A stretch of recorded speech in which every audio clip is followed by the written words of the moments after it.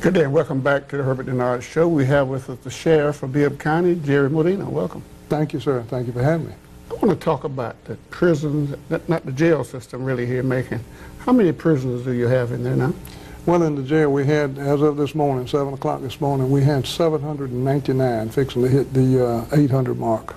How many can you have? I have 967 beds. Okay. That's with the new addition that we've just finished. Most of the people that are in jail, why are they there? Well, right now, statistically, it's because of committed some felon. Could be a theft, could be stealing an automobile, entering an automobile, murder, armed robbery. Right now, like I said, over 70% of them are in the felony category. What about what percentage do you think are in there because that's drug related? I'd say over 50% easy, and that's probably a conservative estimate. Drugs is one of the pushers that we find that it seems like that as you have crime, you have drugs mixed in with it. So that's a whole new story there. When people talk about the war on drugs, if we fought a war like we're fighting it on drugs there, we would be in dire circumstances. What about people that are mentally ill? What percentage of the people might fall in that category? In our jail, it's around 26%, which is a little bit high. The national is just a little bit lower than that.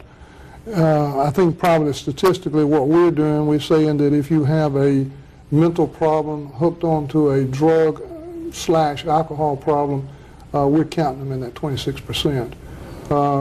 Number-wise there, we have over 250 people that's had some kind of been identified as having some type of mental illness/drug problem.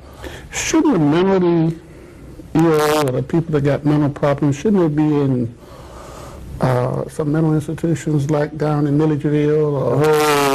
You want me to get up on my bandstand? Yes, absolutely. If we had somebody that had cancer, if we had somebody that had heart disease, we wouldn't be putting them in the jail. And even when we do put people in the jail, we watch them close there. And I know I've got one in the hospital today. But yet we'll take a mentally ill person that's ill, bring them in off the street, throw them in the jail, and want to throw the key away. And now, that's certainly not a humanitarian way of looking at it. It's certainly not a way that you should be looking at it. I am glad to say that through the efforts of a group of us, and I'm proud to be one of them, but mostly Judge Brown, who put together the mental health court. S. Philip Brown? Yes, okay. Our Superior Court Judge Brown. Mm-hmm. But with him doing that, I know that we reclaimed at least 40 of those beds. In other words, they've taken them, put them more into an apartment setting, much more comfortable. They're under court review.